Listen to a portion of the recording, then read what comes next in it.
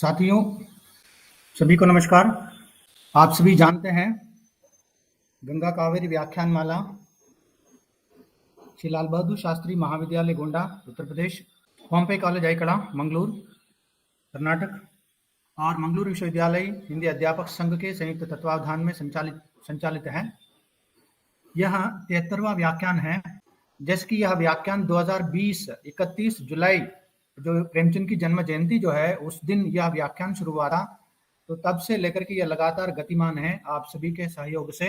आज एक मुख्य व्याख्यान होगा, जैसे कि मैंने बताया यह इस साल का अंतिम व्याख्यान है। इस व्याख्यान में डॉक्टर पल्लव जो हिंदू कॉलेज नई दिल्ली में हिंदी अध्यापन का कार्य कर रहे हैं और उसके साथ साथ जो बनास जन पत्रिका के संपादन के रूप में ये बहुत ही प्रसिद्ध हैं। इस गंगा कावेरी व्याख्यान माला कार्यक्रम में मैं अपने कॉलेज के प्राचार्य और श्री लाल बहादुर शास्त्री महाविद्यालय के प्राचार्य और वहाँ के हिंदी विभाग के अध्यक्ष डॉक्टर शैलेंद्र नाथ मिश्र और मेरे मित्र डॉक्टर जयशंकर तिवारी और इस ऑनलाइन व्याख्यान में जितने भी हमारे साथ जुड़े हुए हैं आप सभी का स्वागत करता हूं, आप सभी को साधुवाद देता हूं। और आज के मुख्य वक्तव्य देने आए हुए हैं, हमारे साथ जुड़े हुए हैं डॉक्टर पल्लव। इनका मैं आप सभी की ओर से हार्दिक स्वागत करता हूं और धन्यवाद देता हूं। हमारा जो अनुरोध स्वीकार करते हुए हमारे इस व्याख्यान में व्याख्यान देने हेतु जुड़े हुए हैं डॉक्टर पल्लव सर, आपका बहुत बहुत धन्यवाद और स्वागत आपका। आज का विषय है हिंदी में लघु पत्रिका आंदोलन। हिंदी में लघु पत्रिका आंदोलन आज का विषय है। तो मित्रों, समय व्यर्थ किए बिना आज के मुख्य वक्ता जो है डॉक्टर पल्लव, जो नई दिल्ली के हिंदू कॉलेज में जो हिंदी अध्यापन कार्य कर रहे हैं और संपादक भी है बनास जन पत्रिका के संपादक। इनका परिचय देने हेतु मेरे मित्र डॉक्टर जयशंकर तिवारी जी को स्वागत करता हूँ। Tiwari ji, over to you. धन्यवाद मित्र डॉक्टर एस ए मंजुनाथ जी। ये वाकई बहुत ही प्रसन्नता का क्षण है कि गंगा कावेरी व्याख्यान माला का 73वां व्याख्यान आज जो इस वर्ष का अंतिम व्याख्यान है वो होने जा रहा है। और हमारे साथ एक प्रसिद्ध आलोचक, एक प्रसिद्ध संपादक आदरणीय पल्लव जी जुड़े हुए हैं। सबसे पहले मैं उनका इस कार्यक्रम में हृदय से स्वागत करता हूं। लाल बहादुर शास्त्री महाविद्यालय गोंडा के प्राचार्य महोदय डॉक्टर रविंद्र कुमार पांडे जी, पॉम्पे कॉलेज एकला मंगलुरु के प्राचार्य महोदय डॉक्टर पुरुषोत्तम केवी जी, लाल बहादुर शास्त्री महाविद्यालय गोंडा के हिंदी विभाग के अध्यक्ष गुरुवर डॉक्टर शैलेंद्र नाथ मिश्र सर, और हमारे मित्र जो संचालन कर रहे हैं डॉक्टर एस ए मंजुनाथ जी, जो पॉम्पे कॉलेज एकला मंगलुरु में हिंदी विभाग के अध्यक्ष हैं और मंगलुरु विश्वविद्यालय हिंदी अध्यापक संघ के अध्यक्ष हैं।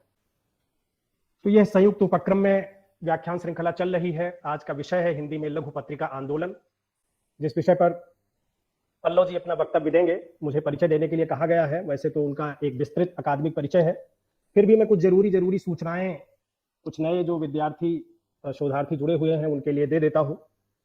राजस्थान के स्वतंत्रता संग्राम सेनानी परिवार में आपका जन्म हुआ और संयोग से वो दिन 2 अक्टूबर था। 2 अक्टूबर को आपका जन्म हुआ है। गद्य आलोचना में आपकी विशेष अभिरुचि रही है।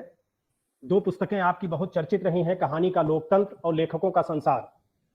आपकी पहली पुस्तक कहानी का लोकतंत्र जब प्रकाशित हुई तो उसने बृहत्तर संदर्भों में पाठकों और समीक्षकों का ध्यान अपनी ओर आकृष्ट किया।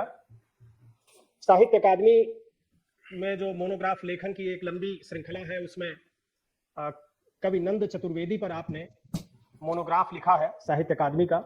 बहुत ही पठनीय ये पुस्तकें हैं। इसके अतिरिक्त विभिन्न पत्र पत्रिकाओं में आपके लगातार लेखन प्रकाशित होते रहे हैं। संपादन कार्य भी आपने बहुत ही बेहतरीन ढंग से किया है। आपको जो लोग पढ़ते रहे हैं, आपके स्तंभों को वो भी जानते हैं। मीरा एक पुनर्मूल्यांकन, गपोड़ी से गपसप, 1, 2, 3 और 80 का काशी शीर्षक से आपकी संपादित पुस्तकें प्रकाशित हुई हैं। असगर वजाहत साहब के संपूर्ण रचना संसार से चयन करके 3 खंडों में आपने असगर रचना संचयन का संपादन कार्य किया है। मैं और मेरी कहानियां शीर्षक से आपने हिंदी के 10 प्रतिनिधि युवा कथाकारों के 10 कहानी संग्रहों का चयन और संपादन किया है। रजा फाउंडेशन के लिए अंजूरी भर फूल शीर्षक से अजित कुमार रचना संचयन का महत्वपूर्ण कार्य आपके द्वारा संपादित हुआ है। इस समय साहित्य की दुनिया में जो लोग पल्लव जी को जानते हैं वह बनास जन को भी जानते हैं। अभी हमारे मित्र बनास जन का उल्लेख कर रहे थे।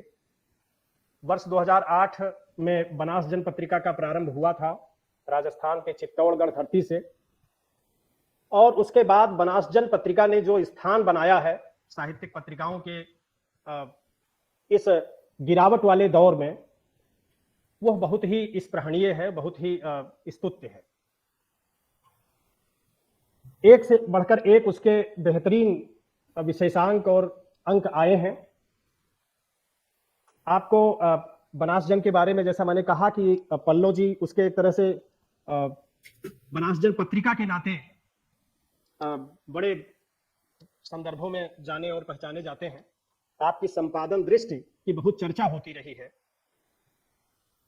ढेर सारे विशेषांक उसके चर्चा में रहे हैं, जिसमें मीरा बाई पर मार्क्सवाद, विनोद कुमार शुक्ल, चंद्रकांत देवताले, कुंवर नारायण, वाल्मीकि, नामवर सिंह, वीरेन डंगवाल, कहानीकार अखिलेश, और शताब्दी स्मरण विशेषांक में भीष्म साहनी, हिंदी उपन्यासों पर, हिंदी कहानी पर, तमस पर, तीसरी कसम पर, रामविलास शर्मा पर, कमला प्रसाद पर, केदारनाथ सिंह पर। ये जो अंक इसके प्रकाशित हुए हैं वो संग्रहणीय हैं और वो कई दृष्टियों से बहुत महत्वपूर्ण हैं। इधर वर्ष 2021 में जो अंक आए हैं और जिन्होंने हमारा ध्यान अपनी ओर बहुत खींचा है, उसमें जुलाई 2021 में 13वें वर्ष का जो 47वां अंक आया है, महादेवी वर्मा रेखा चित्रों का पुनराविष्कार, मोहन कृष्ण बोहरा का उसमें योगदान भी है। उस अंक में हिंदी के मौन साधक के रूप में जो लगातार साधना कर रहे हैं, मैं इस मंच से मोहन कृष्ण बोहरा जी को और इस महत्वपूर्ण कार्य के लिए पल्लव जी को बधाई देता हूं। इसी क्रम में अगस्त 2021 का जो अंक महावीर प्रसाद द्विवेदी और नवजागरण की अवधारणा, ये 48वां अंक आपका आया है। हमारे इब्बार रब्बी, ये सितंबर 2021 का अंक है। एक पत्रकार इब्बार रब्बी पर केंद्रित यह अंक संग्रहणीय और पठनीय है। और ढेर सारे अंक, मेरा ख्याल है कि 48 से अधिक अंक आ चुके हैं, शायद 48 अंक उसका अब तक आया है। तो ऐसे पल्लव जी, जिनको समय समय पर अलग अलग पुरस्कारों से भी अलंकृत किया गया है, भारतीय भाषा परिषद कोलकाता का युवा साहित्य पुरस्कार, बनमाली सम्मान, आचार्य निरंजन नाथ सम्मान, राजस्थान पत्रिका सृजन पुरस्कार, पाखी आलोचना सम्मान जैसे अनेक पुरस्कारों से आपको सम्मानित किया जा चुका है। हमें बहुत खुशी है कि वो हमारे अनुरोध पर अपना मूल्यवान समय निकालकर गंगा कावेरी व्याख्यान, इस 73वें व्याख्यान के लिए जो हिंदी में लघु पत्रिका आंदोलन विषय पर आधारित है, उस पर वो अपना वक्तव्य देंगे। मैं यहीं से अपनी वाणी को विराम देता हूं और मंच डॉक्टर मंजुनाथ जी को अंतरित करता हूं। धन्यवाद तिवारी जी।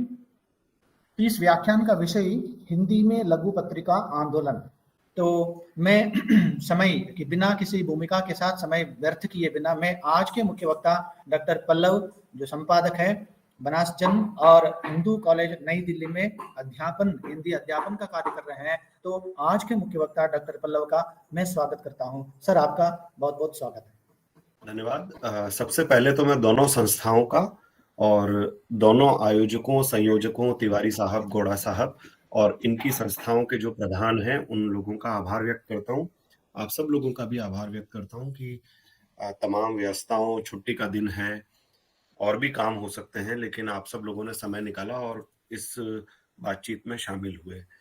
मैं इसे व्याख्यान कहने की बजाय बातचीत कहना ज्यादा पसंद करूंगा, क्योंकि व्याख्यान तो ऐसे लोगों के सुनने चाहिए जो किसी विषय में बहुत निष्णात हो, जिनकी सिद्धि हो। मैं तो अभी सीख रहा हूँ, अपने कुछ अनुभव आपके साथ बांटूंगा और कुछ आप लोगों से बात करके मैं भी समझने समझाने की कोशिश करूंगा। जिस विषय पर बातचीत के लिए कहा गया है वह है हिंदी का लघु पत्रिका आंदोलन। आप में से कई लोग जो हिंदी की दुनिया से जुड़े हुए हैं, चाहे अध्यापक हों, चाहे पाठक हों, चाहे विद्यार्थी हों, वो सब लोग साहित्यिक पत्रिकाओं के बारे में कुछ ना कुछ जानते ही हैं, सबका कुछ ना कुछ वास्ता पड़ता ही है। अब ऐसे में एक बात हमारे सामने आती है कि भाई पत्रिका ही पर्याप्त है तो ये लघु पत्रिका का क्या मतलब हुआ? क्या ये साइज में छोटी होती है, आकार में छोटी होती है, इसीलिए छोटी पत्रिका है? क्या इसका आशय है? तो थोड़ा सा मैं अपनी बातचीत इस विषय पर आने से पहले थोड़ी सी बातें मैं साहित्यिक पत्रकारिता की भी करूंगा। हमारे देश में साहित्यिक पत्रकारिता का इतिहास बहुत तो नहीं कहना चाहिए, लेकिन आधुनिक काल के आधुनिक जो हम हिंदी साहित्य का इतिहास जब हम पढ़ते हैं, आधुनिक काल के साथ साथ ही हिंदी की साहित्यिक पत्रकारिता का इतिहास भी मिलता है। इससे पहले जो पत्रकारिता का इतिहास है, उदंत मार्तंड जो हिंदी का पहला अखबार माना जाता है, वहां से भारतेंदु हरिश्चंद्र तक भी जो अखबार और पत्रिकाएं छपते रहे होंगे, उनमें साहित्य की जगह निश्चित रूप से रही होगी। लेकिन विशुद्ध साहित्यिक पत्रिका का इतिहास, विशुद्ध साहित्यिक पत्रकारिता का इतिहास हमें भारतेंदु हरिश्चंद्र के आसपास से मिलता है। और ऐसा माना जाता है कि कवि वचन सुधा, जिसका प्रकाशन 1868 में 9 सितंबर के दिन भारतेंदु हरिश्चंद्र ने किया था, उस दिन 9 सितंबर को भारतेंदु हरिश्चंद्र का जन्मदिन भी होता है, तो ऐसा माना जाता है कि वो हिंदी की पहली साहित्यिक पत्रिका थी। दूसरी उस पत्रिका की विशेष बात ये थी कि वो केवल भारतेंदु हरिश्चंद्र के अपने ही प्रयासों से निकली थी, किसी संस्था या सरकार के द्वारा उसको सहयोग नहीं मिल रहा था, इसीलिए वो लघु पत्रिका भी थी। अब यही लघु पत्रिका और साहित्यिक पत्रिकाओं का अंतर हमको देखने को मिलता है। साहित्यिक पत्रिका, अगर मैं आज के हिसाब से, मैं 1868 की बात नहीं करता, 2021 की बात मैं कर रहा हूं। आज हमारे सामने साहित्यिक पत्रिका के नाम पर 3 मैं आपके सामने नाम रख देता हूं। पहला नाम है आजकल पत्रिका का, जो भारत सरकार के प्रकाशन विभाग, सूचना और प्रसारण मंत्रालय के प्रकाशन विभाग के द्वारा हर महीने प्रकाशित की जाती है। साहित्य की बहुत अच्छी पत्रिका है। दूसरी पत्रिका हमारे सामने है नया ज्ञानोदय और हंस जैसी पत्रिका। और तीसरी पत्रिका हमारे सामने है तद्भव या पक्षधर जैसी पत्रिकाएं। तो इन तीनों में अंतर क्या है? इन तीनों का अंतर ही असल में साहित्यिक पत्रकारिता के अंदर लघु पत्रकारिता या लघु पत्रिकाओं की विशिष्टता के को बताता है। इन तीनों में अंतर यह है कि जहां आजकल पूरी तरह से भारत सरकार के द्वारा निकाली जाती है, भारत सरकार के संसाधनों के द्वारा निकाली जाती है, वहीं हंस और ज्ञानोदय दोनों निजी प्रयासों के द्वारा तो निकाली जाती है, लेकिन वो थोड़ी बड़ी पूंजी और बड़े संस्थागत प्रयासों के द्वारा निकाली जाती है। इसी में आप वागर्थ को भी जोड़ सकते हैं। आप देखिए, वागर्थ भारतीय भाषा परिषद कोलकाता के द्वारा निकाली जाती है, हंस अक्षर प्रकाशन प्राइवेट लिमिटेड के द्वारा निकाली जाती है, और नया ज्ञानोदय भारतीय ज्ञानपीठ जैसी बड़ी संस्था के द्वारा निकाली जाती है। यानी कि हम ऐसा मान सकते हैं कि इन तीनों के पीछे एक संगठित पूंजी है, इनके पीछे एक संगठित आधार है, इनका अपना एक सिस्टम है। तीसरी कैटेगरी में मैंने 2 पत्रिकाओं का नाम लिया, तद्भव और पक्षधर। तद्भव लखनऊ से निकलती है, जिसके संपादक अखिलेश हैं, और पक्षधर दिल्ली से निकलती है, नोएडा गाजियाबाद से निकलती है, जिसके संपादक विनोद तिवारी है। ये दोनों पत्रिकाएं पूरी तरह से सिर्फ अखिलेश और सिर्फ विनोद तिवारी के व्यक्तिगत प्रयासों से निकलती है। अब आप ये सोचेंगे कि अब इनमें फर्क क्या है? फर्क है, बड़ा फर्क है। बड़ा फर्क यह है कि देखिए, जब आपके पास संस्थागत पूंजी होती है तो बहुत सारी आपको सुविधाएं भी होती है, बहुत सारी सुविधाएं होती है तो बहुत सारी मुसीबतें भी होती है, बहुत सारे बंधन भी हो जाते हैं। आप अगर सरकार की पूंजी से पत्रिका निकाल रहे हैं जैसे आजकल, क्या आप कल्पना कर सकते हैं कि आजकल पत्रिका में हमारे देश में पिछले 3-4 साल 5 साल पहले एक बड़ा अभियान साहित्यकारों ने छेड़ दिया था, पुरस्कार वापसी अभियान। उस पुरस्कार वापसी अभियान में बहुत सारे हमारे देश के हिंदी और दूसरी भाषाओं के रचनाकारों ने सरकार के द्वारा दिए गए पुरस्कारों को लौटाकर उन्होंने एक अभियान चलाया था। कुछ लोग कहते हैं, कुछ मित्र ये समझते हैं कि ये हमारी इस वर्तमान सरकार से नाराजगी की अभिव्यक्ति है, और ऐसा कभी नहीं हुआ, लोगों ने ये केवल सरकार से द्वेषता की वजह से किया। ऐसी बातें नासमझी वाली है। हमारे देश में पुरस्कार वापसी, अवार्ड वापसी का पहला काम आज हिंदी के नहीं, भारत के सबसे बड़े साहित्यकार जो माने जाते हैं आधुनिक काल के, रविंद्रनाथ ठाकुर, उन्होंने अंग्रेज सरकार के खिलाफ सर की उपाधि लौटाकर सबसे पहले सरकार के खिलाफ पुरस्कार वापसी का काम उन्होंने किया था। उनके बाद हिंदी के सबसे बड़े रचनाकारों में से एक फणीश्वर नाथ रेणु ने आपातकाल के विरोध में पद्मश्री लौटा दी थी। उन्होंने आपातकाल के विरोध में उन्हें जो पेंशन मिलती थी बिहार सरकार के द्वारा, वो भी लेने से इनकार कर दिया था। तो ऐसे अनेक उदाहरण आपको मिल जाएंगे, ये पहली बार नहीं हुआ। बहरहाल मैं मूल बात पर आता हूं। आप क्या कल्पना कर सकते हैं कि आजकल पत्रिका जो भारत सरकार के प्रकाशन विभाग के द्वारा निकाली जाती है, उसमें पुरस्कार वापसी पर कोई चर्चा हो, उसमें सरकार की नीतियों पर कोई बात हो। अब ये भी कहा जा सकता है कि भाई साहित्य की पत्रिका है, हमें राजनीति से क्या लेना देना, सरकार की नीतियों से हमारा क्या संबंध है। लेकिन सरकार की नीतियों से हम सबका संबंध है। सरकार अगर माचिस की एक डिब्बी का दाम बढ़ाती है, या सरकार किसी व्यापारी को माचिस की डिब्बी का दाम बढ़ाने की अनुमति देती है, तो उस माचिस की डिब्बी से भारत के प्रत्येक नागरिक का संबंध है। जिस चीज का भारत के प्रत्येक नागरिक से संबंध है, उसका साहित्य से अनिवार्यतः संबंध है। तो सरकार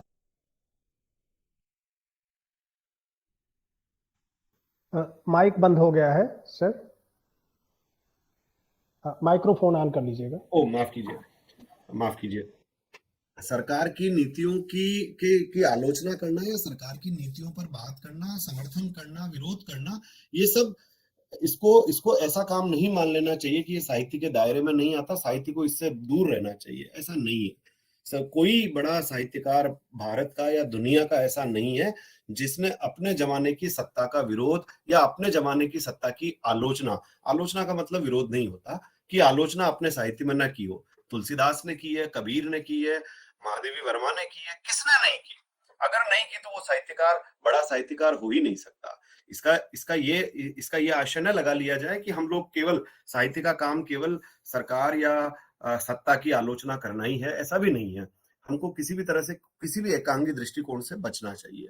बहरहाल, तो मैं ये कह रहा था कि सरकारी धन से जो पत्रिकाएं निकलती है, चाहे आजकल हो जो कि भारत सरकार के द्वारा निकाली जाती है, हमारी भारत सरकार के द्वारा वित्त पोषित साहित्य अकादमी से भी एक पत्रिका निकलती है, समकालीन भारतीय साहित्य, वो भी सरकारी पत्रिका है। पूरे भारत में जहां जहां, खास तौर पर हिंदी भाषी राज्यों में, जहां जहां राज्यों ने अपने अपने राज्यों में अकादमियां बनाई हुई है, वो सब भी पत्रिकाएं निकालते हैं। मध्य प्रदेश से साक्षात्कार नाम की पत्रिका निकलती है, राजस्थान से मधुमती नाम की पत्रिका निकलती है, उत्तर प्रदेश से साहित्य भारती नाम की पत्रिका निकलती है, हरियाणा से हरिगंधा नाम की पत्रिका निकलती है, दिल्ली से इंद्रप्रस्थ भारती नाम की पत्रिका निकलती है। तो ढेर सारी पत्रिकाएं हैं जो सरकारी धन से निकलती है। लेकिन इन सारी पत्रिकाओं की ये सीमा और विशेषता है कि ये इनके यहाँ संपादक और लेखक दोनों के लिए बंधन साफ साफ दिखाई देते हैं। अब दूसरी तरह की पत्रिकाओं का जिनका मैंने हवाला दिया था, हंस और नया ज्ञानोदय जैसी पत्रिकाएं या वागर्थ जैसी पत्रिकाएं, मोटे तौर पर देखा जाए तो इनके ऊपर सरकार का कोई बंधन नहीं है, बल्कि हंस के संपादकीय, जो जब राजेंद्र यादव संपादक थे तो उनके संपादकियों से कई बार सरकार और सत्ता अप्रसन्न रहती थी। अभी अभी मुझे मालूम चला है कि जो अभी हंस के संपादक हैं, उनके भी एक किसी संपादकीय पर कुछ लोगों ने मुकदमा दर्ज करवाया है। उस संपादकीय के विरुद्ध, उस संपादकीय में लिखी गई बातों के खिलाफ मुकदमा दर्ज करवाया है। तो अब फिर सवाल पैदा होता है कि हंस को हम लघु पत्रिका क्यों नहीं कहते? हम उसको लघु पत्रिका इसीलिए नहीं कहते कि उसके पीछे एक सांस्थानिक पूंजी है, सांस्थानिक व्यवस्था है, उससे फर्क ये पड़ता है। और जो अखिलेश जी की पत्रिका तद्भव है या विनोद तिवारी जी की पत्रिका पक्षधर है, उनमें और हंस में फर्क यह है कि यत्किंचित भी पूंजी की वजह से, पूंजी के दबाव की वजह से जो स्वाधीनता संकुचित हो सकती है, वो अखिलेश और विनोद तिवारी की पत्रिकाओं में नहीं हो सकती।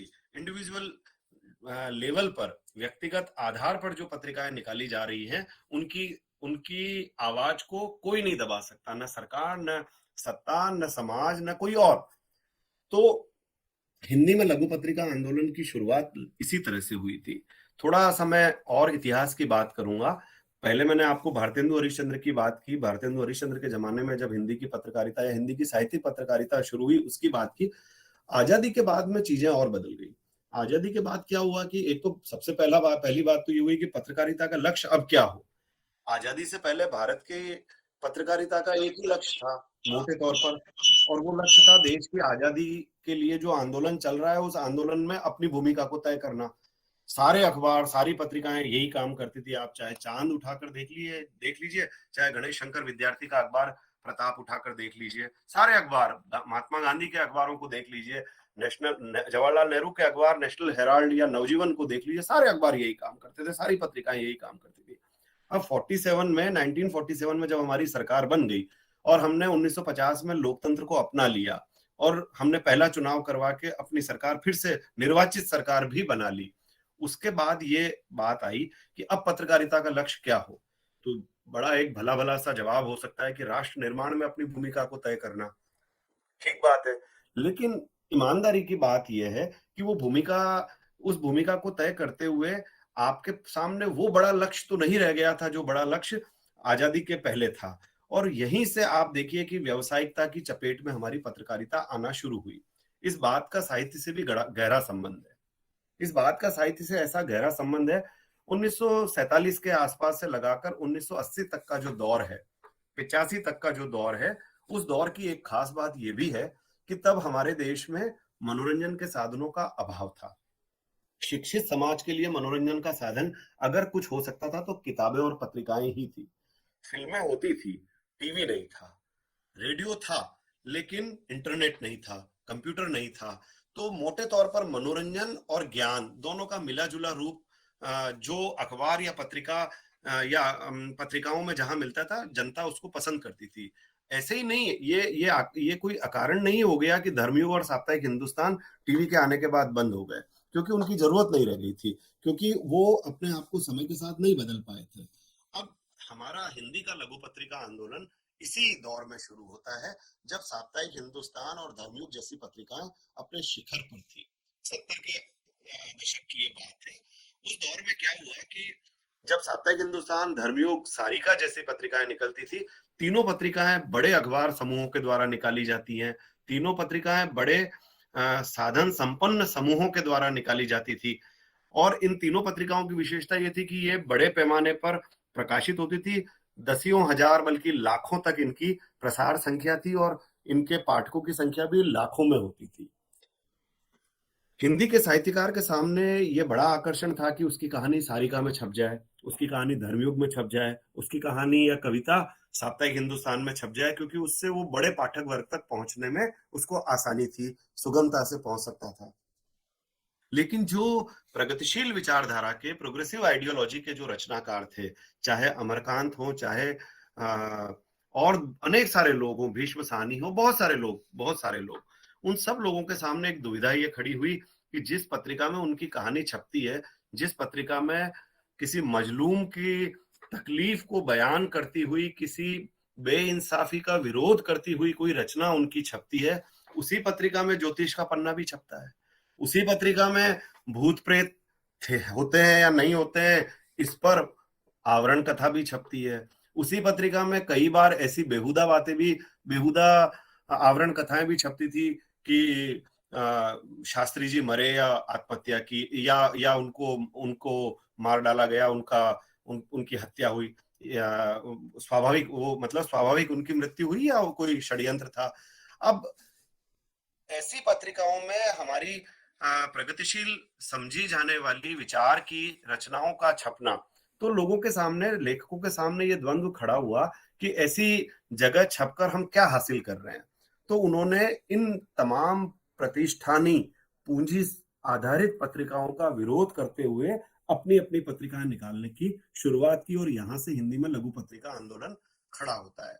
उनका ये कहना था, उन सब लोगों का, कि इन पत्रिकाओं में छपकर हम कुछ हासिल इसीलिए नहीं कर सकते क्योंकि यहाँ हमारी एक छोटी सी कहानी या एक छोटी सी कविता या कुछ, मान लीजिए 80 पेज की एक पत्रिका निकल रही है, उसमें 8 पेज 10 पेज प्रगतिशील साहित्य के उन्होंने छाप भी दिए, तो बाकी के 70 पेज 72 पेज में उन्होंने अपना पूंजीवाद का या पूंजीवादी नीतियों का ही प्रचार प्रसार किया है, तो वहां हमारे छपने का कोई अर्थ नहीं है। तो उन्होंने अपने दम पर लघु पत्रिका आंदोलन की शुरुआत की। उसी दौर में, खास तौर पर मध्य प्रदेश में और भारत में भी, भारत के अनेक हिस्सों में भी आप देखेंगे कि 70 के दशक में प्रगतिशील लेखक संघ का पुनर्गठन हुआ, और प्रगतिशील लेखक संघ की खास तौर पर मध्य प्रदेश में अनेक शाखाएं खुली शुरू हुई। और उसी दौर में मध्य प्रदेश के प्रगतिशील लेखक संघ ने ज्ञान रंजन की पत्रिका पहल जो कि शुरू हुई थी उसको अपनी पत्रिका समझकर उसका प्रचार प्रसार करने का बीड़ा उठाया और हिंदी में देखते देखते एक लघु पत्रिका आंदोलन शुरू हो गया। ढेर सारी पत्रिकाएं राजस्थान से क्यों निकलती थी, मध्य प्रदेश से कंक निकलती थी, अणिमा निकलती थी, विजेंद्र जी और नाम की पत्रिका निकालते थे, नंद चतुर्वेदी जिनकी आज पुण्यतिथि है, उन्होंने उदयपुर जैसी जगह से बिंदु नाम की एक छोटी सी पत्रिका निकाली। अजमेर से बरसों बरस एक पत्रिका निकलती रही लहर, प्रकाश जैन जिसके संपादक होते थे। अभिरुचि नाम की एक पत्रिका निकली, मार्कंडे इलाहाबाद से कथा नाम की पत्रिका निकालते थे। ढेर सारी पत्रिकाएं निकलने लगी और उन्होंने हिंदी में एक आंदोलन जैसी स्थिति खड़ी कर दी। अब सवाल पैदा होता है कि मान लीजिए 1 लाख कॉपी छपती है धर्मयुग की और हिंदी की ये सारी पत्रिकाएं कोई 1000 छपती होगी, कोई 500 छपती होगी, कोई 2000 छप जाती होगी, तो कहाँ आप उनका मुकाबला कर रहे हैं धर्मयुग का या साप्ताहिक हिंदुस्तान का? तो इसका उत्तर ये है कि 1-1000 वाली या 500-500 की संख्या वाली हमारी 50 पत्रिकाएं एक धर्मयुग के बराबर तो हो ही सकती है, पहली बात।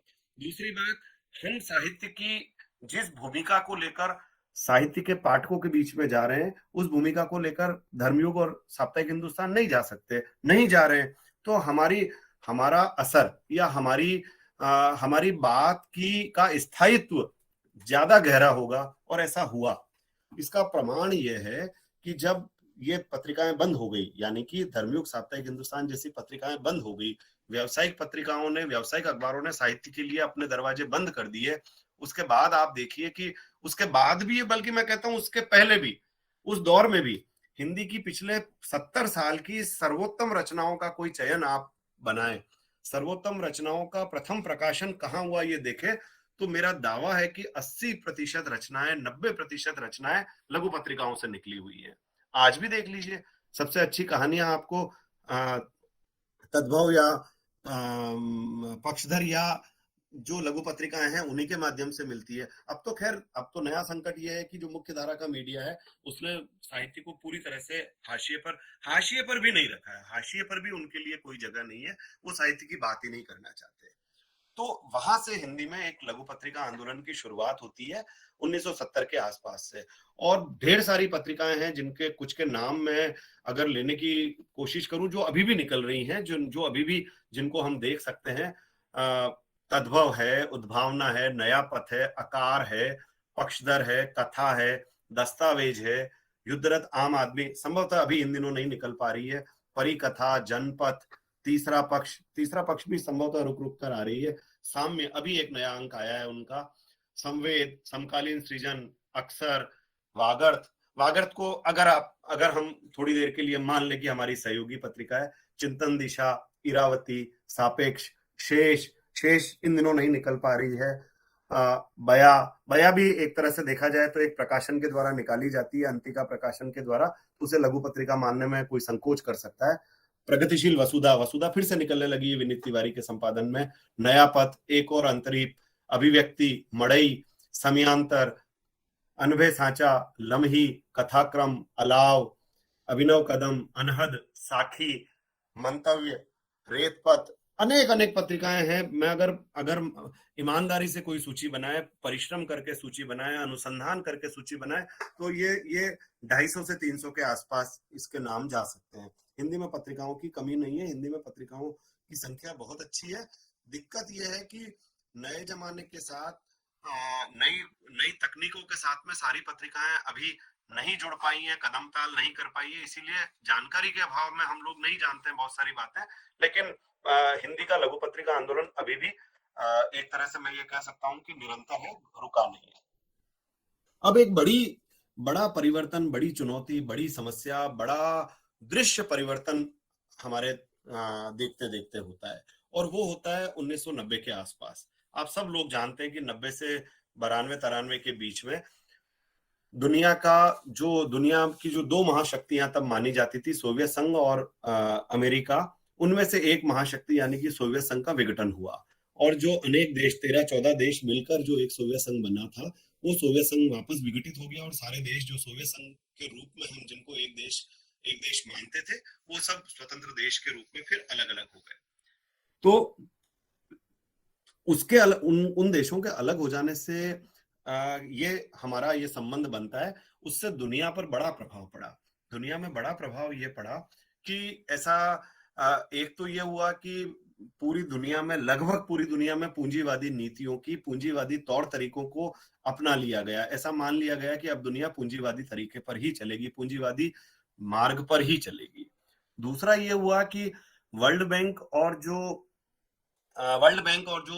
उधार देने वाली दूसरी संस्थाएं हैं या नीतियों वाली संस्थाएं हैं, उनका वर्चस्व इतना अधिक बढ़ गया। उदाहरण के लिए हमारे देश ने, आपको याद होगा, पीवी नरसिम्हा राव के जमाने में, उनके बाद में भी बहुत सारे समझौते किए। हम लोगों ने भी, हमारे देश ने उदारीकरण और भूमंडलीकरण की नीतियों को अपनाया और हमारे देश के बाजार को खोल दिया, जिसे खुली अर्थव्यवस्था भी कहते हैं, पूंजीवादी अर्थव्यवस्था भी कहते हैं। और ये हुआ कि देखते देखते दुनिया इतनी तेजी से बदली। अच्छा, इसके साथ एक और बड़ा परिवर्तन ये हुआ कि इंटरनेट आ गया, टेलीविजन की व्याप्ति घर घर में हो गई, और उसके 10 साल बाद में 2000 और बल्कि 2005 तक आते आते ये चीज जो है, मोबाइल नाम की चीज, लगभग हर ठीक ठाक हैसियत वाले आदमी के हाथ में आ गई। अब तो लगभग हर आदमी के हाथ में आ गई, हम ये भी कह दें तो कोई अतिशयोक्ति नहीं होगी। तो इन सब चीजों ने दुनिया को, हमारे जीवन को, हमारे समाज को, हमारी भाषा को, हमारी संस्कृति को, सब पर बड़ा गहरा असर डाला इन परिवर्तनों ने। और जब इतनी बड़ी संख्या में, इतने बड़े प्रभाव से अगर कोई चीजें बदलती है, कोई असर डालती है, तो उसका साहित्य पर असर न पड़े, ऐसा कैसे हो सकता है? तो सबसे सबसे बड़ी बात तो ये हुई कि जब इंटरनेट आ गया, बड़ी पूंजी हमारे देश में आने लगी, विदेशी पूंजी भी आने लगी। अखबार जो कि पहले छोटी पूंजी से निकला करते थे, वो अब बड़ी पूंजी से निकलने लगे। उसमें क्या अंतर हुआ? छोटी पूंजी से निकलने वाले जो अखबार थे, वो 2-4 जगह से निकल जाते थे। जैसे हमारे राजस्थान में एक अखबार था, राजस्थान पत्रिका, वो पूरे राजस्थान में से 4-6 जगह से छपता था। भूमंडलीकरण के बाद में वो अब देश भर में कम से कम 50 जगह से छपता है। मध्य प्रदेश में भी वो एक बड़े अखबार के रूप में, अहिंदी राज्यों में बेंगलोर से लेके मद्रास या चेन्नई, और उधर कलकत्ता से लेके इधर सूरत तक उसके संस्करण निकलते हैं। तो इन सब चीजों ने बहुत बदला। इन सब चीजों ने कैसे बदला? देखिए, एक तो क्या हुआ कि जब विदेशी पूंजी, बड़ी पूंजी भारत में आई और ग्लोबलाइजेशन की नीतियों को हमने अपनाया, ग्लोबलाइजेशन की नीतियां हमारे जीवन में आ गई, तो अब एक बात तो ये कि भाई साहित्य क्या चाहता है? पहली, जैसे मैं एक सवाल अपने आप से करता हूं, या जिस पर मैं विचार करने की कोशिश करता हूं, तो वो ये कि साहित्य क्या चाहता है? साहित्य ये चाहता है ना कि दुनिया में बराबरी रहे। साहित्य ये चाहता है कि कोई गरीब ना रहे, कोई भूखा ना रहे, कोई परेशान ना रहे, दुनिया में सुख, संपन्नता, समृद्धि सबको मिले, है ना? साहित्य तो यही चाहता है। और कोई दुखी ना रहे, कोई परेशान ना रहे, किसी तरह की ऊंच नीच ना हो, प्रेम हो, यही साहित्य चाहता है। और क्या चाहता है? अब साहब, जब साहित्य ये चाहता है, इतनी अच्छी बातें चाहता है, तो किसी को क्या तकलीफ है? लेकिन आप देखिए, ये जो बड़े बड़े अखबार निकल रहे हैं, जो रंगीन अखबार निकल रहे हैं, चिकने अखबार निकल रहे हैं, वो साहित्य से बड़ा बैर रखते हैं, वो नहीं छापते साहित्य को। आप कोई हिंदी का बड़ा अखबार उठाकर देख लीजिए, उसमें साहित्य का पन्ना नहीं होता। जनसत्ता में हिंदी साहित्य का पन्ना, जो कि सारे लोग चाव से पढ़ते थे, अब जनसत्ता में साहित्य छपना बंद हो गया है। इसी तरह से आप दूसरे दूसरे और भी अखबार देख लीजिए, कोई अखबार देख लीजिए, तो इसका क्या कारण हो सकता है? इसका ये कारण हो सकता है कि भाई, जिन नीतियों, साहित्य जिन बातों को चाहता है, साहित्य जिस दुनिया की बात करता है, पूंजीवाद, या ये कहना चाहिए मुझे कि भूमंडलीकरण की सारी बातें उसके खिलाफ जाती है। कैसे? अब भाई, आप तो कहते हैं कि थोड़े में संतोष करो, और या आप तो ये कहते हैं मिल बांट कर खाओ, तुम्हारा दुख मेरा दुख, मेरा सुख तुम्हारा सुख। साहित्य तो ये कहता है। और वो क्या कहते हैं? वो कहते हैं ये दिल मांगे मोर। अब जब आप कहते हैं ये दिल मांगे मोर, तो अब इस मोर के लिए मुझे लूटना पड़े, मुझे चोरी करनी पड़े, मुझे डाका डालना पड़े, मुझे तिवारी जी की जेब काटनी पड़े, मुझे जो करना पड़े करूं मैं, ये दिल मांगे मोर। सीधी बात है।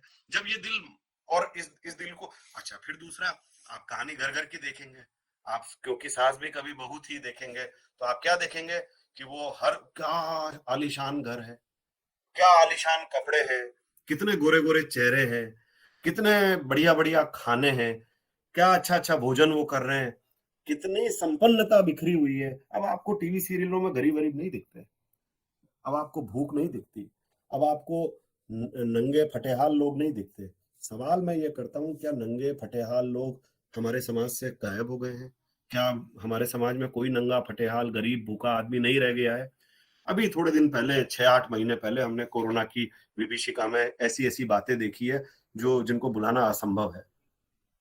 लेकिन ये कौन-सी दुनिया है जो इतने समृद्धि के चमकदार चित्र हमारे सामने प्रस्तुत कर रही है और उन समृद्धि के चमकदार चित्रों में किसी भूख को, किसी गरीबी को, किसी निर्धनता को आने का 1 इंच भी जगह देने के लिए वो तैयार नहीं है। यही वजह है कि वे लोग जिन पत्रिकाओं को निकालते हैं, जिन चैनलों को चलाते हैं, जिन माध्यमों पर उनका कब्जा है, वहां वो साहित्य की के लिए जरा सी भी जगह देने को तैयार नहीं है, क्योंकि साहित्य वो बात करता है जो बात उनके हितों के खिलाफ जाती है।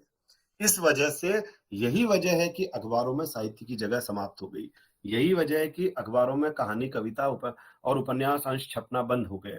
यही वजह है कि हमारे देश में हमारे देखते-देखते हमारे सामने साहित्यकारों को, बुद्धिजीवियों को उपहास की वस्तु बनाने का अभियान न केवल राजनेताओं के द्वारा बल्कि तमाम पूंजीपतियों के द्वारा, तमाम साधन संपन्न लोगों के द्वारा निर्बाध रूप से चल रहा है। क्योंकि क्योंकि बात ये है ना भाई कि जो हमारे वो उदयपुर के कवि थे नंद चतुर्वेदी, जिनका मैंने थोड़ी देर पहले जिक्र किया था, वो तो कहते थे कि भाई आप वो भूख की बात करते थे, गरीबी की बात करते थे, वो तो सेठ के कारखाने में जो इतनी संपदा हो रही है, वो संपदा एक के घर में क्यों जा रही है, इसकी बात करते थे। तो वो ये बातें क्यों, इन बातों के लिए क्यों वे लोग जो कि पूंजी पर या साधनों पर अपना कब्जा जमाए रखना चाहते हैं, वो लोग क्यों इसको आने देंगे? वो लोग क्यों इसके लिए हमको स्थान देंगे? वो लोग क्यों साहित्य के लिए अपने द्वार खोलेंगे? नहीं खोलेंगे। ये तय सी बात है। तो अब इन परिस्थितियों में जबकि सारी चीजें हमारे देखते देखते एक तरह से कब्जा उन पर साधन संपन्न लोगों का हो गया, एक तरह से साहित्य पढ़ने का चलन भी धीरे धीरे हमारे सामने देखते देखते कम होता गया, तब अब सवाल पैदा होता है कि लघु पत्रिकाओं की या साहित्यिक पत्रिकाओं की या साहित्य की भी क्या हैसियत है, क्या जरूरत है। बिल्कुल ये सवाल वाजिब है। लेकिन देखिए, इसका उत्तर यही हो सकता है कि जब तक धरती पर एक भी आदमी भूखा है, जब तक धरती पर एक भी आदमी के साथ अन्याय हो रहा है, जब तक धरती पर एक भी आदमी को ऊंच या नीच का सामना करना पड़ रहा है, तब तक साहित्य की प्रासंगिकता बनी रहेगी। और अगर साहित्य की प्रासंगिकता को बनाए रखना है तो साहित्य की पत्रिकाओं की भी जरूरत बनी रहेगी। और साहित्य की पत्रिकाएं, असल में देखा जाए तो साहित्य की पत्रिकाएं क्या करती है, आप देखिए आज बाजार का दबाव इतना ज्यादा है। हिंदी के प्रकाशन व्यवसाय की मैं बात करता हूँ, कोई किताब हिंदी की कविता की, कहानी की अच्छे प्रकाशन के द्वारा अच्छी छपी हुई किताब आपको आज की तारीख में 100 पेज की भी अगर किताब है तो 250-300 रुपए से कम की नहीं मिलेगी। और अगर वो थोड़ी मोटी किताब है, 200-300 पेज की किताब है, तो उसका दाम 400-500 रुपया होना मामूली बात है। मैं पूछना चाहता हूं कि मैं जानता हूं डॉक्टर जयशंकर तिवारी हर महीने, अगर वो लेक्चरर हैं, रीडर हैं, प्रोफेसर हैं, तो 1,00,000-2,00,000 रुपए की तनख्वाह उनको मिलती होगी। लेकिन इसके बावजूद मैं ये जानता हूं कि 1,00,000-2,00,000 रुपए की तनख्वाह लेने वाला हिंदी का अध्यापक भी क्या हर महीने 500 रुपए की, 1,000 रुपए की किताब खरीद सकता है? एक किताब के लिए इतना पैसा दे सकता है? मुझे लगता है नहीं दे सकता, आसान नहीं है। इसके उलट आप देखिए, तद्भव का ही मैं उदाहरण दूंगा, उसका दाम अभी भी 80 रुपया है या 100 रुपया भी है। 100 रुपए में वो जितनी सामग्री देते हैं, जैसी सामग्री देते हैं, जिस स्तर की सामग्री देते हैं, अगर उसकी बाजार, हिंदी के साहित्य के बाजार, प्रकाशन बाजार से मैं उसकी तुलना करूं, तो उस तद्भव के एक अंक का दाम अगर मैं किसी हिंदी के बड़े प्रकाशन की कहानी, कविता, उपन्यास की किताब के साथ तुलना करूं, निश्चित रूप से 600-700 रुपए। तो एक काम तो ये कर रहा है हमारा लघु पत्रिका आंदोलन, साहित्यिक पत्रिकाओं का आंदोलन, कि वो साहित्य को जन सुलभ बना रहा है। अगर 70-80-100 रुपए में कोई चीज मिल रही है, तिवारी जी खरीद लेंगे, राजेश कुमार चौबे जी भी खरीद लेंगे, ऋतिक वर्मा भी खरीद लेंगे, मेरे विद्यार्थी भी खरीद लेंगे जो मेरे कॉलेज में पढ़ते हैं। वो 50-100 रुपए की कोई पत्रिका खरीदने में उनको संकोच नहीं होता, वो खरीद सकते हैं, खरीदते ही है, तभी निकलती है। और ये एक और बात मैं यहाँ कहना चाहता हूँ आप सब लोगों के बीच में, ये नितांत झूठ है कि साहित्य नहीं बिकता, ये नितांत झूठ है कि किताब नहीं खरीद, लोग अब किताब नहीं खरीदते। ये झूठ इसीलिए है कि अगर ऐसा ना होता तो हिंदी में हर साल नए प्रकाशक खड़े ना हो जाते हैं। अगर ऐसा न होता तो हिंदी के और भारत के पुस्तक मेलों में टूट कर भीड़ न पड़ती होती। ये बितक, ये झूठ तो दो कारणों से बनाया हुआ है। पहला तो इसीलिए कि प्रकाशकों को रॉयल्टी ना देनी पड़े। जैसे ही लेखक अपनी रॉयल्टी मांगेगा, अपना मेहनताना मांगेगा, वैसे ही उसे कहा जाएगा कि तुम्हारी किताब बिकी नहीं है, हम कहां से पैसा दें। दूसरा ये कि ये एक एक असल में विचार के विरुद्ध जो हमारी दुनिया की ताकतों की साजिश है, जो ताकतें साधन संपन्नों वाली ताकतें हैं, जिनके पास दुनिया का वर्चस्व, जो दुनिया में अपना वर्चस्व बनाए रखना चाहते हैं, चाहे वो कारखाने वाले हों, चाहे वो पेट्रोल पंप के पेट्रोलियम इंडस्ट्री के मालिक लोग हों, चाहे वो खदानों के मालिक लोग हों, वो सब लोग नहीं चाहते कि आप पढ़े लिखे, वो नहीं चाहते कि लोग पढ़े लिखे, क्योंकि भाई आप पढ़ेंगे लिखेंगे तो आप सवाल करेंगे, आप पढ़ेंगे लिखेंगे तो आप पूछेंगे कि मेरे हिस्से की चीज कहाँ चली गई। अगर आप साहित्य भी पढ़ेंगे तो आप संवेदनशील होंगे, आप जिम्मेदार नागरिक बनेंगे। आपको जिम्मेदार नागरिक बनाने की बजाय आपको भीड़ बनाना, आप खाली जय जय करें, हाय हाय करें, मुर्दाबाद करें, जिंदाबाद करें भीड़ के साथ, ये तो सत्ताओं को अच्छा लगता है। लेकिन आप सवाल करें, ये सत्ताओं को अच्छा नहीं लगता, चाहे कोई सत्ता हो। और जो अब हमारे दुनिया में जिस तरीके की सत्ताएं हैं, जो धार्मिक तत्ववाद को मानने वाली सत्ताएं हैं, वो तो कतई इन चीजों को पसंद नहीं करती। कोई सत्ता पसंद नहीं करती है, लेकिन ये सत्ताएं तो बिल्कुल पसंद नहीं करती। तो उस सूरत में ये मिथक, ये झूठ बार बार कहा जाता है कि अब साहित्य कौन पढ़ता है, अब साहित्य की क्या हैसियत है, अब साहित्य की क्या जरूरत है, अब साहित्य का क्या मतलब रह गया है। अगर साहित्य की कोई हैसियत नहीं है, अगर साहित्य का कोई मतलब नहीं है, अगर साहित्य की कोई जरूरत नहीं रह गई है, तो क्यों एक अरुंधति राय के बोलने से आज भी सरकारों को मिर्ची लगती है? क्यों 4 6 10 20 हिंदी या उर्दू या कन्नड़ या मलयालम के लेखक जब अपना कोई पुरस्कार लौटा देते हैं तो सरकार तिल मिला जाती है?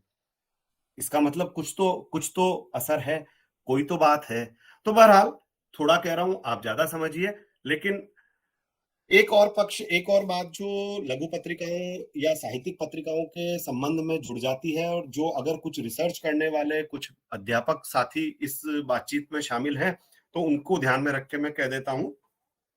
एक और बात ये हुई है कि जब से हमारे देश में एजुकेशन का, उच्च शिक्षा का एक्सपांशन हुआ है, विस्तार हुआ है, रिसर्च के लिए सरकार ने और तमाम कॉलेजों ने, विश्वविद्यालयों ने अधिक अवसर पैदा करने की कोशिश की है, तब से खास तौर पर दूसरे विषयों के बारे में मैं नहीं जानता, लेकिन हमारे यहाँ हिंदी में एक बड़ी आफत आ गई है। वो ये आ गई है कि प्रमोशन के लिए भी रिसर्च पेपर छपवाने की जरूरत होती है और पीएचडी सबमिशन के लिए भी रिसर्च पेपर छपवाने की जरूरत होती है। दुर्भाग्य से सारे रिसर्च स्कॉलर और अधिकांश अध्यापक मित्र भी ये मान लेते हैं कि ये काम भी इन पत्रिकाओं का ही है। ये काम इन पत्रिकाओं का नहीं है। साहित्य की पत्रिकाएं शोध पत्रिकाएं नहीं है। शोध पत्रिकाएं कैसी होती है, कैसा होना चाहिए, ये आप तय कीजिए, आप जानिए। मैं तो उल्टे सरकार से और इन सब संस्थाओं से एक सवाल करना चाहता हूं, और वो सवाल ये करना चाहता हूं कि जब आप एक संस्था को एमबीबीएस की डिग्री देने के लिए, एमबीबीएस की पढ़ाई करने के लिए, वो डॉक्टर की डिग्री नहीं होती है, डॉक्टर की डिग्री उसके बाद होती है। एमबीबीएस केवल हमारे लिए ये समझिए बीए के बराबर की डिग्री है। अगर उसको डिग्री के हिसाब से देखा जाए तो ग्रेजुएशन डिग्री है। ग्रेजुएशन की डिग्री देने के लिए सरकार ने कानून बना रखा है कि आपको अस्पताल खोलना जरूरी है मेडिकल कॉलेज के साथ में, ताकि आपका विद्यार्थी सीख सके कि वास्तव में उसको कैसे मरीजों का इलाज करना है, कैसे मरीजों के साथ काम करना है। आप किसी विषय की सर्वोच्च उपाधि दे रहे हैं और आपका विभाग, चाहे वो हिंदी विभाग हो, चाहे उर्दू विभाग हो, चाहे इतिहास विभाग हो, वो एक पत्रिका नहीं निकालता, और आप अपने विषय की सर्वोच्च उपाधि दे रहे हैं। आप निकालिए ना, आप कल्पना कीजिए।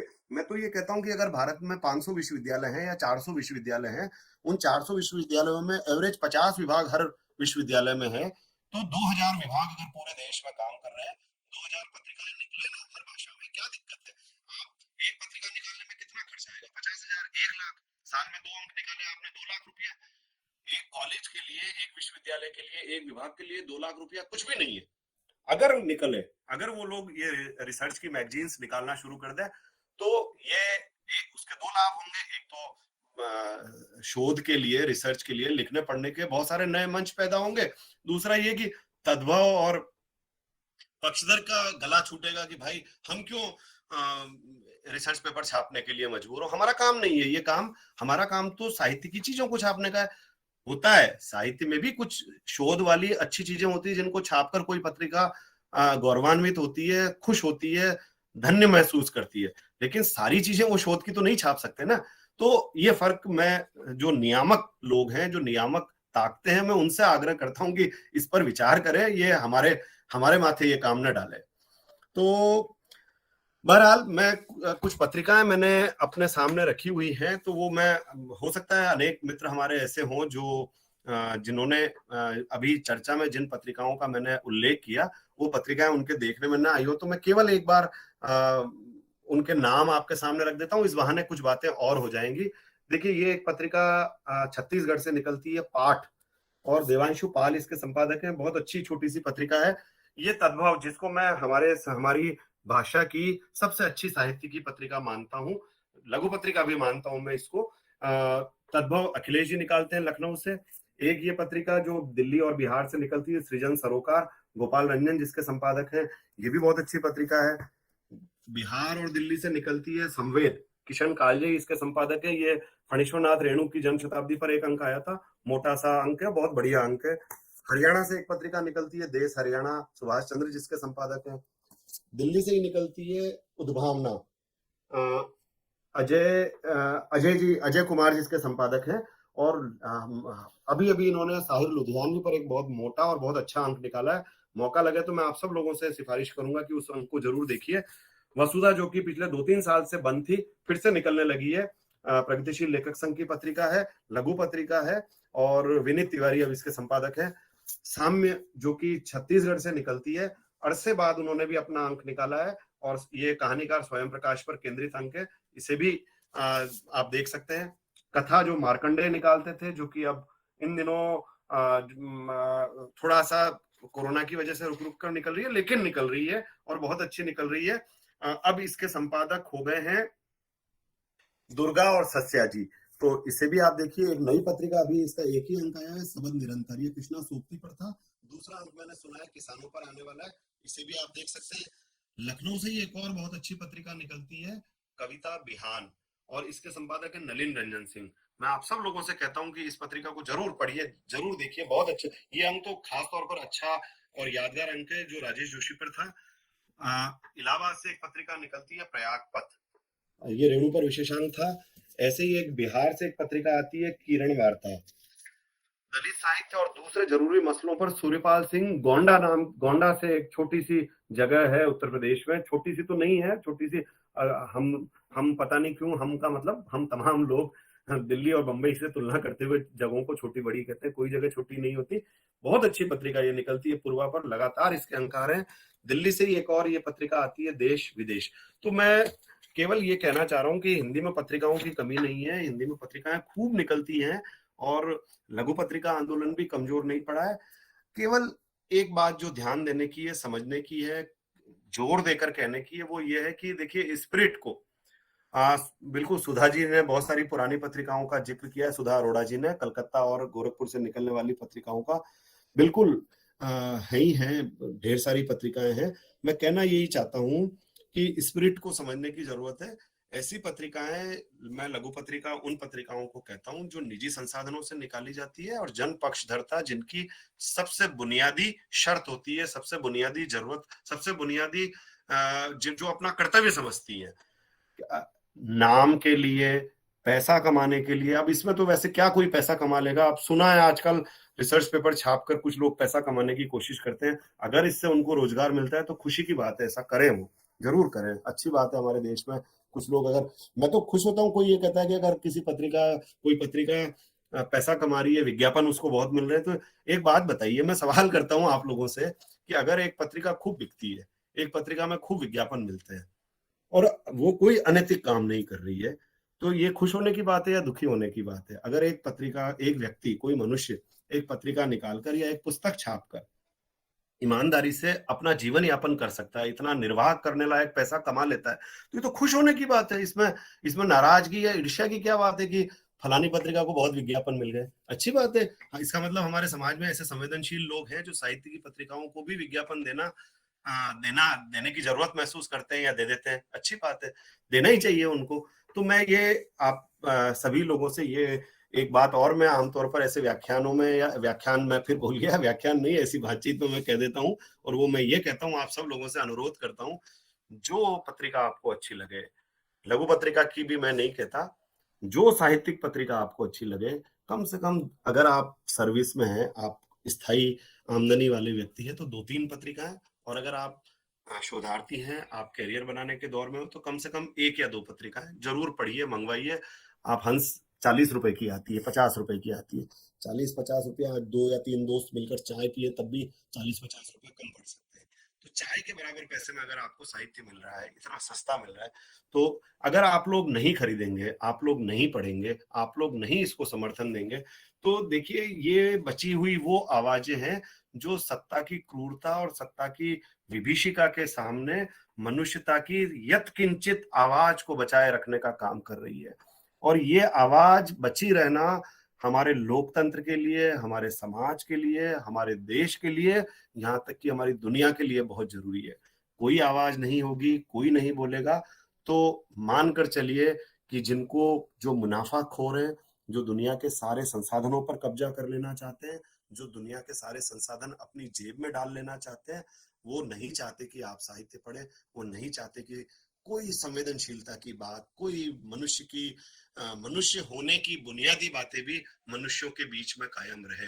एक बड़ी औद्योगिक कंपनी के, दुनिया की बहुत बड़ी औद्योगिक, शायद प्रॉक्टर एंड गैम्बल के मालिक ने एक बार एक बात कही थी जो मैंने अखबार में पढ़ी थी, और उन्होंने ये कहा था कि जब तक इस धरती पर एक बूंद पानी भी मुफ्त में मिलता है, तब तक मुझे चैन नहीं पड़ेगा। देखते देखते हमारे देश में भी, हमारे हर कहीं पानी बिकने लगा। 20 रुपए की बोतल हम भी, आज आप हम सब लोग यात्रा में जब होते हैं तो खरीद के पीते हैं, और इसमें हमको कोई संकोच नहीं होता। लेकिन सोचने की बात है, जिस पदार्थ को धरती ने, कुदरत ने नैसर्गिक रूप से सबके लिए दिया है, अगर उस पर भी व्यापारियों का हक का कब्जा हो जाएगा, उस पर भी इजारेदारी हो जाएगी, उस पर भी मुनाफाखोरी हो जाएगी, तो ये क्या हम एक अच्छी दुनिया बना रहे हैं? क्या हम एक अच्छा संसार बना रहे हैं? क्या हम एक अच्छे समाज बना रहे हैं? मुझे लगता है साहित्यिक पत्रिकाओं की और लघु पत्रिकाओं की इसी यही बात है जो ये सारी पत्रिकाएं, जो ये सारा साहित्य कहना चाहता है, और इस बात को बचाए रखना चाहता है, इस सवाल को जिंदा रखना चाहता है। यही वजह है कि थोड़े से साधनों के बावजूद लोग कोशिश करते हैं, लगे रहते हैं कि ये आंदोलन, ये काम मंदा ना पड़े, धीमा ना हो। तो मैं यही आप सब लोगों से गुजारिश करता हूँ कि आप जिनको जो पत्रिका पसंद करें, पी रवि सर ने अभी अभी मैसेज में लिखा है कि आकार जैसी पत्रिका का आजीवन शुल्क सिर्फ 1500 रुपया है। अब आप देखिए कि ये 1500 रुपया, आज आप अगर एक ढंग का अच्छी कंपनी का अच्छी क्वालिटी का जूते की जोड़ी आप खरीदने जाएं तो 2-3 हजार रुपए से 4 हजार रुपए से कम की नहीं आती, और आपको एक पत्रिका 1500 रुपए में जीवन भर अपनी पत्रिका का हर अंक देने के लिए तैयार है। बहरहाल आप सब लोगों ने मेरी बातों को सुना, बहुत बहुत धन्यवाद। अगर कोई इस बातचीत पर कोई कमेंट है, कोई टिप्पणी है, कोई सवाल है, कोई बात है, तो मैं सुनना चाहूंगा। आप सब लोगों ने मेरी बातों को सुना, बहुत बहुत धन्यवाद, मैं आभारी हूँ। धन्यवाद सर, आपका बहुत बहुत धन्यवाद। हिंदी में लघु पत्रिका आंदोलन विषय पर लघु पत्रिका की शुरुआत से लेकर के आज तक जिस तरह की पत्रिकाएं निकल रही हैं, उनकी साधना किस प्रकार की हो रही है, इन सभी विषयों पर आपने प्रकाश डाला है। तो मैं अभी आगे बढ़ते हुए आज इस जो व्याख्यान माला में हमारे साथ जुड़े हुए हैं, उनमें से आज के विषय से संबंधित हिंदी में लघु पत्रिका आंदोलन विषय से संबंधित कोई भी संदेह या जिज्ञासा या कुछ पूछना चाहते हैं या अपना विचार व्यक्त करना चाहते हैं, मैं उनका स्वागत करता हूं। कोई भी हो, आज के विषय से संबंध में, हिंदी में लघु पत्रिका आंदोलन, इस विषय के संबंध में अपना विचार, अपनी शंका या अपना प्रश्न या सवाल, जो कुछ भी अपना विचार व्यक्त करना चाहते हैं, आपका स्वागत है। हेलो, नमस्कार सर। बताइए मैडम, बताइए। हाँ, मैं डॉक्टर अतुला भास्कर अमृतसर से बोल रही हूँ और मेरी जिज्ञासा ये है कि पत्रिकाएं अमृतसर से भी 2 पत्रिकाएं बरो और कश्फ निकलती है। बरो त्रैमासिक है और कश्फ डॉक्टर प्रोफेसर तनेजा द्वारा संपादित है और बरो शुभ दर्शन जी द्वारा संपादित है और ये बहुत हिंदी की अच्छी पत्रिका है, स्तरीय पत्रिकाएं हैं। लेकिन यूजीसी लिस्ट में ना होने की वजह से कई बार छात्रों को इसका खामियाजा भुगतना पड़ता है। तो यूजीसी लिस्ट में आने का क्या प्रावधान है और क्यों नहीं ये हो पाता? पहली बात तो हम लघु पत्रिकाओं की चर्चा कर रहे हैं, हम शोध पत्रिकाओं की बात नहीं कर रहे हैं। हाँ जी, हाँ जी, हाँ जी। हम क्यों चिंता करें कि कोई पत्रिका यूजीसी की लिस्ट में आए या ना आए। ये काम यूजीसी का है, ये काम विश्वविद्यालयों का है, ये काम कॉलेजों का है, वो करें, रिसर्च गाइड्स का है, वो करें बहरहाल। लेकिन आपने पूछा है तो मैं केवल इतना जानता हूं कि अगर अमृतसर में जो विश्वविद्यालय है उनसे यूजीसी हर साल पूछती है, वो बता दें, वो अपनी तरफ से रिकमेंड करके भेज दें तो इनका नाम आ जाएगा उसमें। वहां कोई मूल्यांकन होता होगा, उसके बाद में वो लोग नाम दे देते हैं, ये इतना मैं जानता हूँ। बाकी इससे ज्यादा मैं भी नहीं जानता। धन्यवाद, धन्यवाद। धन्यवाद मैडम। और कोई मित्र अपना विचार या सवाल, जो जिज्ञासा आज के विषय के संबंध में इस पटल पर रखना चाहते हैं तो आपका स्वागत है। जी नमस्कार। हाँ। राकेश नारायण द्विवेदी हूँ उरई से।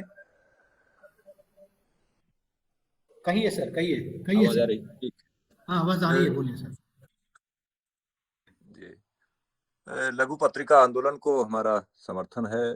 आपने उस पर विस्तृत चर्चा की। इसमें कुछ बातें ऐसी लगी जैसे कुछ विरोधाभासी सी ना हो गई हों। जैसे जब आपने कहा कि कोई पत्रिका जो है अगर पैसा कमा रही है किसी से, तो ये कहीं उस शोध पत्रिकाओं में प्रकाशन से पैसे कमाने की बात नहीं है जिसमें लोग लिखते ही नहीं है और छप जाना चाहते हैं अपने अपने जो है करियर एडवांसमेंट के लिए।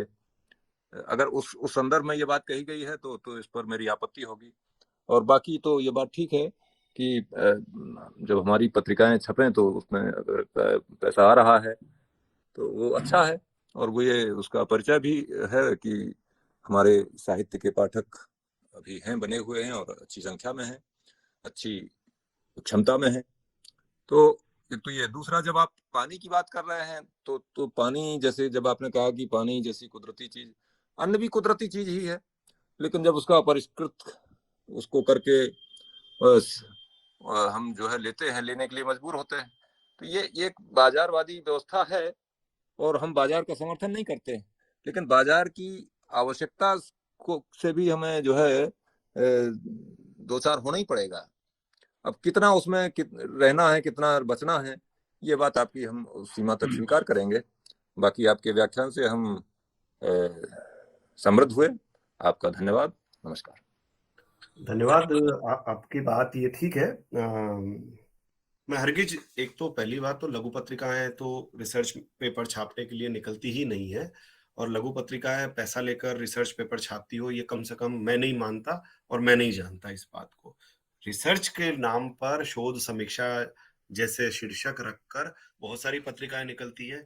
वो अपने आप को लघु पत्रिका होने का दावा करे, उसको हम रोक तो नहीं सकते, लेकिन हम नहीं मानेंगे। हम नहीं मानेंगे का मतलब हम पाठक तय करेंगे ना अंततः कि कोई पत्रिका वास्तव में पत्रिका है या नहीं है, वास्तव में लघु पत्रिका है या नहीं है, वास्तव में साहित्यिक पत्रिका है या नहीं है।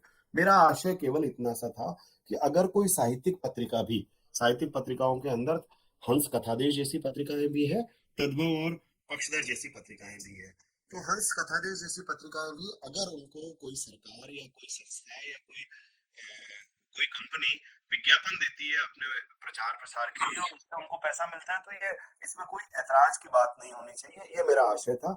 मैं ये कभी नहीं कहता कि क्योंकि मैं एक पत्रिका से जुड़ा हुआ हूँ और मैं भरसक कोशिश करता हूँ कि किसी भी अनैतिक ढंग से पैसा न आए, न मुझे लेना पड़े। मैं नहीं लेता। उसका कारण ये है कि अगर मैं अनैतिक ढंग से पैसा लूंगा तो कविता की पंक्ति है लीलाधर जगूड़ी के कविता संग्रह का ही शीर्षक है, खबर का मुंह विज्ञापन से ढका है। तो मैं नहीं चाहता साहित्य की सच्चाई को भी कोई विज्ञापन से या पैसे से ढक दे। हम नहीं ढकना चाहते। हम अपने पाठकों पर भरोसा रखेंगे। जब मुझे बहुत पैसे की कमी हो जाएगी, बहुत दिक्कत हो जाएगी, तो मैं राकेश नारायण द्विवेदी जी से आग्रह करूंगा कि आप मुझे 5,000 रुपए दीजिए। सुरेंद्र चौरसिया जी से अनुरोध करूंगा कि आप मुझे 5,000 रुपया दीजिए। हिंदी में मेरा विश्वास है कि इतने लोग हैं कि अपने पाठकीय, अपने सदस्यता शुल्क के माध्यम से भी पत्रिकाओं को जिंदा रख सकते हैं। समयांतर इसका सबसे अच्छा उदाहरण है। पंकज बिष्ट मुझे बताते हैं, हर बार उनका नया अंक जब छपता है तो छपने से पहले पाठकों का ही इतना पैसा उनके पास आ जाता है कि वो उससे अगले अंक की छपाई करवा सके। होना तो ये चाहिए कि किसी भी पत्रिका के पास इतना पैसा आ जाए, वो इतनी साधन संपन्न हो जाए कि उसको परेशानी ना आए, आसानी से वो छपती रहे, आसानी से लोगों तक पहुंचती रहे। लेकिन नहीं है, अब क्या कीजिए। लेकिन अगर इतना भी है तो पाठकों पर भरोसा करना चाहिए, बजाय पैसे वालों पर, या बजाय सरकारों पर, या बजाय पूंजीपतियों के। धन्यवाद सर, धन्यवाद। धन्यवाद। मनोज श्रीवास्तव कुछ पूछना चाहते हैं, आपका जी स्वागत सर, है। नमस्कार। सभी मनीषियों को मेरा नमस्कार, और मेरे गुरुदेव डॉक्टर शैलेंद्र नाथ मिश्र जी हैं, उनको प्रणाम करता हूँ। डॉक्टर साहब का व्याख्यान बड़ा ही ज्ञानवर्धक रहा और बड़ा रुचिकर भी रहा है। अभी डॉक्टर राकेश सर ने जो कहा, राकेश नारायण सर ने, कि बाजार का समर्थन नहीं करते, लेकिन मुझे लगता है बाजार की जरूरत तो महसूस करते हैं, क्योंकि जो भी व्यक्ति है वो या तो क्रेता है या विक्रेता है। तो विक्रेता कम लोग होंगे, लेकिन क्रेता तो हर कोई है। तो बाजार की जरूरत हम जरूर महसूस करते हैं। बस इतनी सी मेरी बात है। धन्यवाद। ठीक बात है। बाजार के महत्व से, बाजार की जरूरत से कोई इनकार नहीं करता, बल्कि ये कहना चाहिए। रामविलास जी को अगर आप पढ़ेंगे, आप हम सब पढ़ते ही हैं, तो रामविलास जी बाजार का महत्व बताते हैं, और वो ये बताते हैं कि संस्कृति के विकास में भी बाजार की भूमिका होती है। लेकिन दिक्कत ये है कि बाजार इतना हावी न हो जाए कि हमें बाजार ये तय करने लगे कि क्या छपेगा क्या नहीं छपेगा, जैसा कि अखबारों में होता है। अखबार में अगर राजनीति को भी बाजार का ही अंग मान लें आप, तो अब अखबार में क्या छपेगा, टीवी पर क्या आएगा, ये कौन तय करता है? आपसे छिपा हुआ नहीं है। तो उस बाजारवादी उस पक्ष से ऐतराज है। बाकी अखबार बाजार में ही पत्रिका छपती है और बाजार में ही बिकती है। बाजार हम सबके लिए आवश्यक चीज है, लेकिन आशय इतना सा है कि बाजारवादी हम ना हो जाएं, बाजारवाद की चपेट में ना आ जाएं। धन्यवाद, धन्यवाद सर। और कोई मित्र? एक जिज्ञासा मेरी भी है कि स्वागत है। जैसा कि पहले तो इतने सुंदर ढंग से जो आज के वक्तव्य पर आपने सिलसिलेवार बातें रखी हैं, इसके लिए हम आपका आभार व्यक्त करते हैं। दूसरा, मेरे मन में ये जिज्ञासा है कि आप इस पर बता पाएंगे कि जो डिजिटलाइजेशन हो रहा है और उसमें तमाम पत्रिकाओं के ई संस्करण भी आ रहे हैं। कई ऐसी लघु पत्रिकाएं हैं जिन्होंने अपने को ऑनलाइन प्लेटफॉर्म पर पीडीएफ रूप में भी उपलब्ध कराया है, और कई प्रयास में शायद होंगी, अभी नहीं हो पाई होंगी। जैसा आपने कहा कि कदम ताल मिलाने की कोशिश हो रही है। तो एक तो यह है कि आने वाले समय में भविष्य को किस रूप में देखते हैं आप इन पत्रिकाओं का? जैसे ई संस्करण जिस तरह से तेजी से बढ़ रहा है और जिस तरह से हर हाथ में मोबाइल होता जा रहा है, तो ये दिशा जो है पत्रिकाओं की, क्या पेपरलेस ये भी होता जाएगा या कुछ ऐसा लग रहा है? एक तो ये। दूसरा, बनासजन के बारे में, कि बनासजन इधर के जो इनका परिचय मैंने शुरू में दिया कि वो बड़े संग्रहणीय अंक हैं, तो उसको ऑनलाइन संस्करण के रूप में लाने के लिए बारे में आपका कोई योजना है क्या? आपने बहुत अच्छी बात कही। मैं अपनी इतनी सारी बातचीत में भूल गया था ये डिजिटलाइजेशन वाली बात। आपने बहुत बढ़िया किया कि उसको याद दिला दिया। देखिए, एक तो ये हुआ है कि इंटरनेट के आने के बाद में, अब जैसे उदाहरण के लिए टीवी के आने के बाद में, अब आप टीवी की लाख बुराई कीजिए, लेकिन टीवी से बच तो नहीं सकते, है ना? तो टीवी है, अब हमारे जीवन का एक हिस्सा है। अब हमको ये देखना है कि टीवी के रहते हुए हम अपना काम कैसे करें, टीवी के रहते हुए हम अपने विचार को कैसे बचाएं, है ना? मनुष्यता के विचार को कैसे बचाएं, ये आपको देखना है। ठीक उसी तरीके से इंटरनेट के आने के बाद में, इंटरनेट में लाख बुराइयां होगी, इंटरनेट में लाख ऐब होंगे, लेकिन इंटरनेट ने बहुत सारा हमारा काम आसान भी किया है। हम कल्पना नहीं कर सकते थे कि हिंदी की लघु पत्रिकाओं के पाठक कनाडा में भी होंगे, अमेरिका में भी होंगे, बर्लिन में भी होंगे, लंदन में भी होंगे, जापान में भी होंगे। हम नहीं जानते थे, लेकिन आज है, अब हमारे सामने है वो सारे पाठक। इंटरनेट पर हिंदी की लघु पत्रिकाओं को फैलाने का काम एक वेबसाइट ने किया है जिसका नाम है notnull.com, NOTNUL.com। नीलाभ श्रीवास्तव नाम के एक सज्जन हैं जो लखनऊ के रहने वाले हैं, वो इस वेबसाइट को चलाते हैं। उन्होंने हिंदी की लगभग सारी लघु पत्रिकाएं जो उनके प्रयासों से जुड़ पाई, उन्होंने उन तमाम लघु पत्रिकाओं को इंटरनेट पर डाल दिया है। उसका लाभ ये हुआ है कि हमारी इन पत्रिकाओं के पाठकों की संख्या में वृद्धि हुई है। दूसरा, सुगमता हुई है। मान लीजिए नेपाल में मेरे बहुत सारे, कई बार नेपाल के लोग हिंदी पढ़ लेते हैं, नेपाली की स्क्रिप्ट भी देवनागरी है ना, तो वो लोग पढ़ लेते हैं। तो उन्होंने कई बार वो मेरे पास भी संदेश आता है कि वो पत्रिका मंगवाना चाहते हैं, तो मैं उनसे यही आग्रह करता हूँ कि मैं डाक से तो नहीं भेज पाऊंगा, आप नॉटनल से बनास का कोई भी अंक डाउनलोड कर सकते हैं। बनास के ये तमाम, अभी जो दूसरा सवाल आपका था, ये नए अंक भी बहुत जल्दी इंटरनेट पर आ जाएंगे, notnal.com पर मिलेंगे आपको, तो आप वहां से इनको देख पढ़ सकते हैं। तो बस यही मैं कहना चाहता हूँ कि डिजिटलाइजेशन से कोई आपत्ति नहीं है, डिजिटलाइजेशन से कोई विरोध नहीं है, खुशी की बात है, वो तो पाठक बढ़ा रहा है आपके, उसमें क्या ऐतराज है, बल्कि एक तरीके से सुरक्षित भी कर रहा है। अब ये एक, मान लीजिए साधारण कागज पर छपी हुई कोई हमारी पत्रिका है और उसकी मान लीजिए 500 या 1000 कॉपी ही छपी है, हम लोग 125 करोड़ के देश वाले हैं, अगर उसमें 60 करोड़ हिंदी भाषी लोग हैं तो 60 करोड़ तक तो पहुंचने की किसी भी पत्रिका की हैसियत नहीं है आज। लेकिन इंटरनेट के माध्यम से अगर 60 करोड़ ना सही 60 लाख लोग उसको देखना पढ़ना चाहें तो आसानी से देख पढ़ सकते हैं, क्या दिक्कत है। और देखते हैं बहुत सारी पत्रिकाएं ऐसी है जो लाखों की संख्या में इंटरनेट पर पढ़ी जाती है, तो इसका तो स्वागत ही होना चाहिए। notnal.com पर बनास के सारे अंक मौजूद हैं और भी दूसरी पत्रिकाओं के अंक आप वहां से देख सकते हैं। जी जी, धन्यवाद। ये जानकारी मिल गई कि notnal.com पर बनास चंद के साथ अन्य ढेर सारी पत्रिकाओं को एक्सेस किया जा सकता है। धन्यवाद तिवारी जी, धन्यवाद सर। और कोई मित्र आज का जो विषय रहा हिंदी में लघु पत्रिका आंदोलन, इस विषय पर जो लगता है यह अंतिम सवाल या विचार हम स्वीकार करेंगे, तो आज के इस विषय पर कोई भी अपना विचार या सवाल या जिज्ञासा, जानकारी या कुछ कहना चाहते हैं, आपका स्वागत है।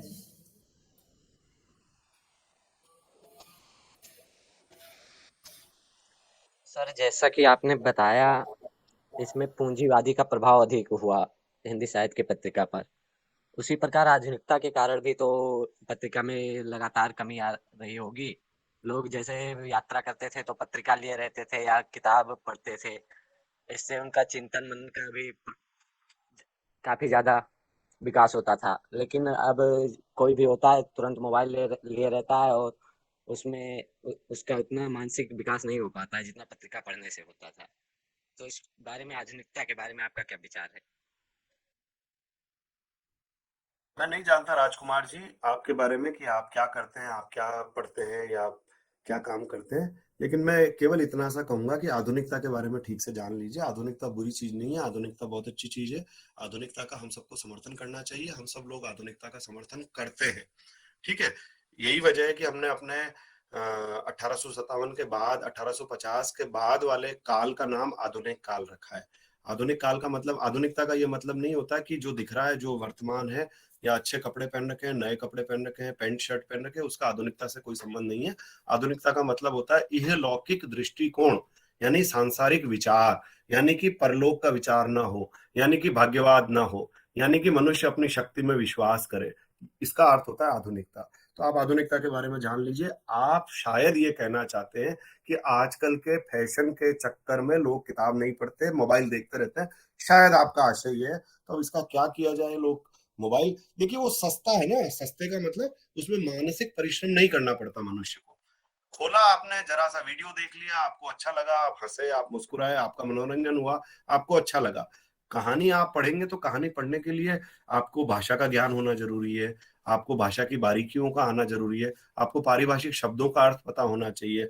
अब उदाहरण के लिए आधुनिकता का अर्थ जिसको नहीं पता है, वो आधुनिकता के बारे में क्या जानेगा, है ना। तो वो आधुनिकता को एक नकारात्मक मूल्य की तरह समझता है, तो कोई भी व्यक्ति, तो इसीलिए पढ़ना एक बौद्धिक मनोरंजन है, तो वो सबके बस की बात नहीं है। और हमारी जो नीति नियामक लोग हैं, चाहे सत्ताएं हो चाहे पूंजीवादी ताकतें हो, वो नहीं चाहते कि आप सोच समझ वाले आदमी बने, वो नहीं चाहते कि आप विचार करना सीखें, इसीलिए वो आपके हाथ में मोबाइल देते हैं और किताब छीन लेते हैं। ये आपको देखना है कि आप मोबाइल भी रखें एक हाथ में और एक हाथ में किताब भी रखें। आप मोबाइल से भी बैर ना रखें, मोबाइल से भी दुराग्रह ना रखें, और किताब से भी अपना मोह या अपनी जरूरत कम ना होने दें। किताब का अपनी जगह महत्व बनाए रखें। तो मैं यही कह सकता हूँ। बाकी हम ही को, मैं अपने विद्यार्थियों से अक्सर एक बात कहता रहता हूँ और ये कहता हूँ कि देखिए, ये हमारा देश है। मैं दुनिया की बात तो नहीं जानता, अपने देश के बारे में बोलता हूँ और हिंदी भाषी समाज के बारे में ही बोलता हूँ, क्योंकि मैं तो नहीं जानता, कर्नाटक के बारे में भी कुछ नहीं जानता, कभी गया ही नहीं। तो मैं क्या कर्नाटक के बारे में बात करूंगा। लेकिन मैं ये कहता हूँ कि हमारी हिंदी बोलने वाली जो जनता है, हिंदी पट्टी का जो क्षेत्र है, उसमें जो भी कोई समस्या है, जो भी कोई बुराई है, जो भी कोई दिक्कत है, तो उसको ठीक तो आप हम सब लोग मिलकर ही करेंगे ना। अमेरिका वाले थोड़ी ठीक करेंगे। अमेरिका वाले तो चाहेंगे भी नहीं कि वो ठीक हो। वो तो यही चाहेंगे कि हम जहालत में पड़े रहें, हम सड़ते रहें, हमारा देश पीछे जाए। वो क्यों चाहेंगे कि हम आगे बढ़े? वो तो ज्यादा से ज्यादा हमको बाजार बनाना चाहेंगे कि हम उनके यहाँ बनने वाली पेप्सी पिए और कोका कोला पिए और उनको पैसा देते रहे। आठाने 12 की एक बोतल पे 20 रुपया 30 रुपया उनको देते रहे, उनको हमारा पैसा उनके यहाँ जाता रहे। तो बहरहाल साहित्य को, संस्कृति को देखिए, साहित्य बचेगा तो संस्कृति भी बचेगी, साहित्य बचेगा तो इतिहास भी बचेगा। साहित्य और इतिहास को जो पढ़ेंगे, जो लिखेंगे, जो समझेंगे, वही लोग देश और दुनिया और समाज को भी ठीक तरीके से जानेंगे, समझेंगे और उसको बचा सकेंगे। आप जानेंगे ही नहीं तो क्या समझेंगे, समझेंगे ही नहीं तो क्या बचाएंगे। आप यही समझेंगे कि यही हमारी संस्कृति है, यही होता है। जबकि ये कोई भी बात है तो वो होता है या नहीं होता है, वो तो आप पढ़ेंगे लिखेंगे तभी जानेंगे। तो बहरहाल मैं यही कह सकता हूँ कि ये हमारे ही साहित्य को बचाने का काम भी हमारा ही है ना। इसीलिए तो चाहे हम कक्षा में पढ़ाकर अपना काम ईमानदारी से करें, चाहे हम पत्रिकाओं के माध्यम से करें, चाहे किताबों के माध्यम से करें, ये काम हम ही को करना, हम सब लोग करेंगे। पाठक भी करेंगे, लेखक भी करेंगे, संपादक भी करेंगे और कार्यकर्ता भी करेंगे, सभी को करना है।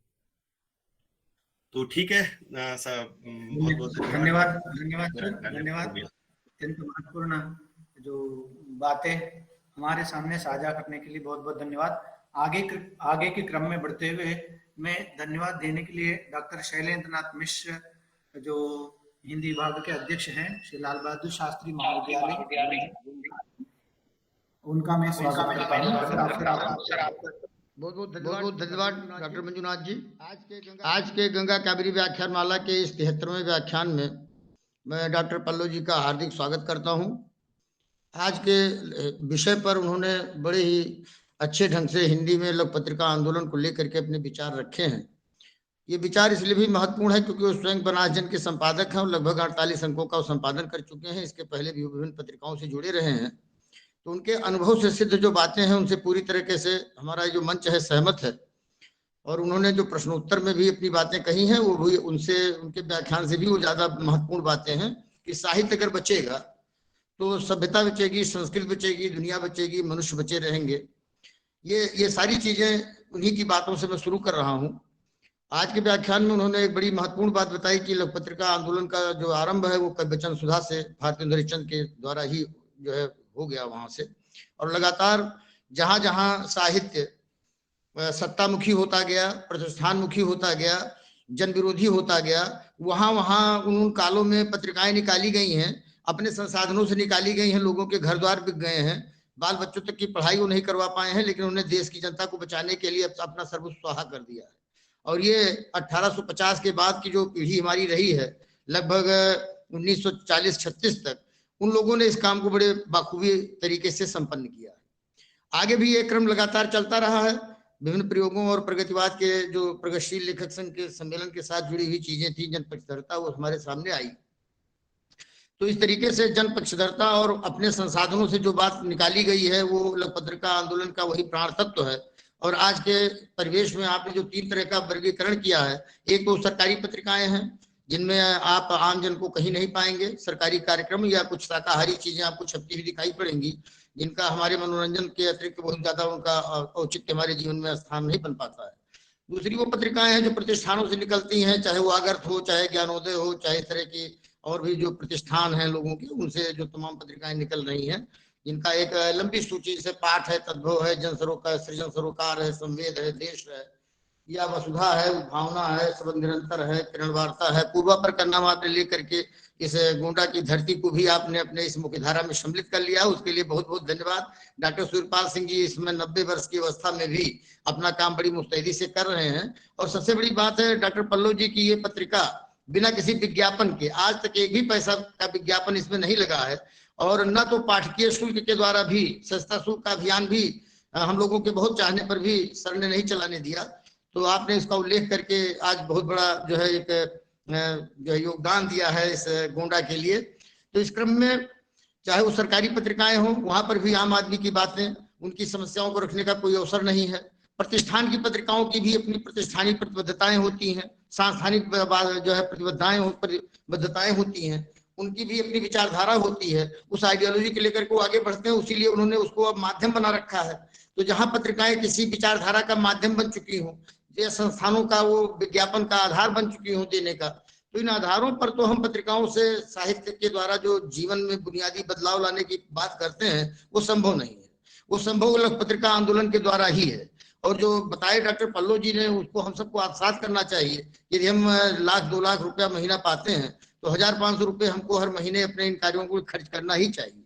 ये बहुत अच्छी बात है। जो लोग ऐसा कर रहे हैं, ऐसा नहीं है कि लोग कर नहीं रहे हैं, अगर नहीं कर रहे होते तो साहित्य न बचता, जन पत्रिका आंदोलन, जो लोक पत्रिका आंदोलन है वो भी न बचती। लेकिन आज जो जरूरत है कि हम सबको इस पूंजीवादी समाज में, इस भूमंडलीकरण या ग्लोबलाइजेशन जिसको हम कह रहे हैं, इस समाज में जब हम, हमारी पहुंच, रिचबिलिटी दुनिया में 24 घंटे में एक दूसरे छोर पर हो रही हो, तो हमारे साहित्य के लिए भी एक गतिशील माध्यम, जैसा भी डॉक्टर जयशंकर तिवारी जी के जो है प्रश्न के उत्तर में डॉक्टर साहब ने बताया कि ये जो डिजिटलाइजेशन है हमारे जीवन में, जो इसका एक बड़ा महत्व है वो ये है कि हम बड़े सस्ते जो है कम पैसों में बहुत दूर दूर तक पहुंच सकते हैं और बड़ी संख्या तक पहुंच सकते हैं। तो मुख्य चीज है साहित्य से लोगों के जुड़ने की जो आकांक्षा है, वो लोक पत्रिका आंदोलन और डिजिटाइजेशन, ये दोनों के कदम ताल एक साथ अगर मिल जाए तो बहुत अच्छे ढंग से हम अपने साहित्य के पाठकों को समृद्ध कर सकते हैं।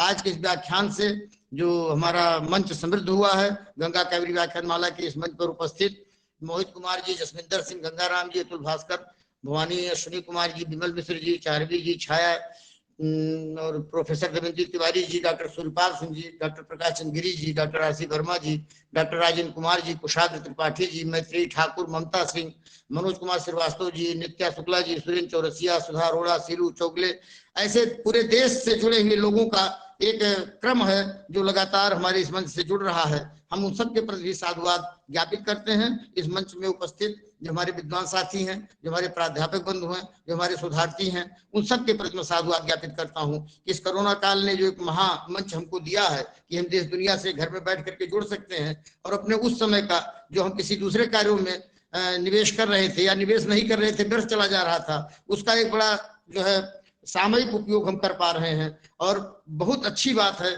कि हमारे बड़े बड़े विद्वान और अपने अपने अनुभवों को लेकर के, जैसे लगभग काफी कई वर्षों तक जो है आपने पत्रिका निकाल करके जो अनुभव अर्जित किया, आज आपने मंच से साझा किया, उसके लिए हम मंच की ओर से, अपने जो है संयोजकों की ओर से, अपने दोनों संस्थानों की ओर से, दोनों प्राचार्यों की ओर से आपको बहुत बहुत साधुवाद, बहुत बहुत धन्यवाद ज्ञापित करता हूँ। हृदय से आपको प्रणाम करता हूँ। धन्यवाद सर, बहुत बहुत धन्यवाद।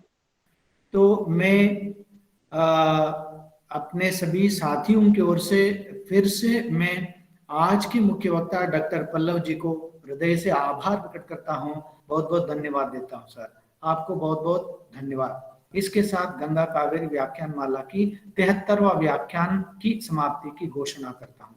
सभी को धन्यवाद, सभी को प्रणाम।